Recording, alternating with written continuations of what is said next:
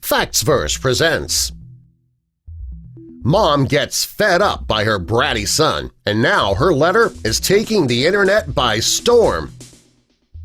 Before we get into the video, click that like button to let others know about Factsverse, and also be sure to subscribe and click the notification bell if you've not already done so. That way you won't miss our future videos. Most teenagers believe that they always know best. As adults, we know that that's absolutely not true, but it is part of being a teenager.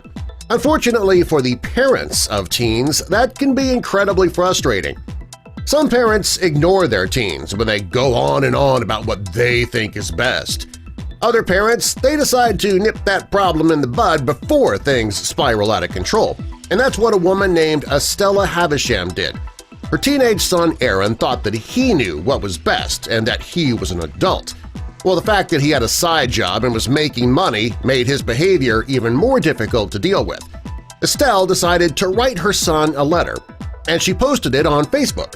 She meant to share the letter with only her family and friends, but the public viewing button was active on her account, so the letter, titled "Adulting Isn't Easy," was shared all over the world. This mom got fed up with her bratty son, and now her genius letter is taking the internet by storm. Estella started her letter by telling Aaron that since he forgot that he is the 13-year-old child and that she is the adult, he would be taught a lesson in independence. She added that since he threw it in her face that he's making money now, it'll be easier for him to buy back all the items that she bought him in the past.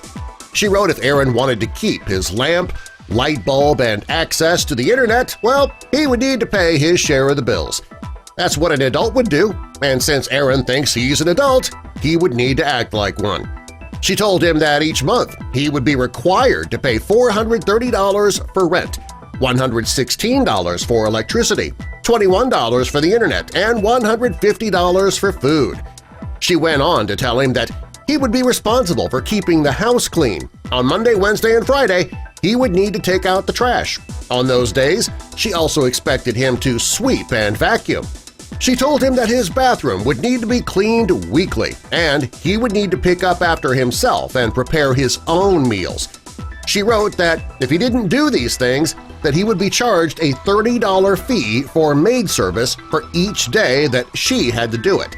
She finished up the letter by saying that if he decided that he would rather be her child again instead of her adult roommate, that they could renegotiate the terms. Well, a lot of parents, they have the same issues as Estella.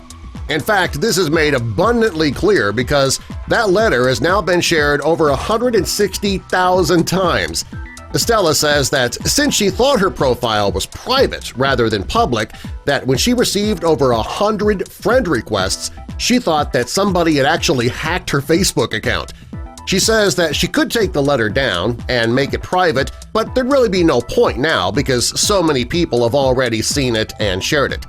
Anytime a post on social media goes viral, there are both supporters and naysayers, and in Stella's case, most people supported what she did.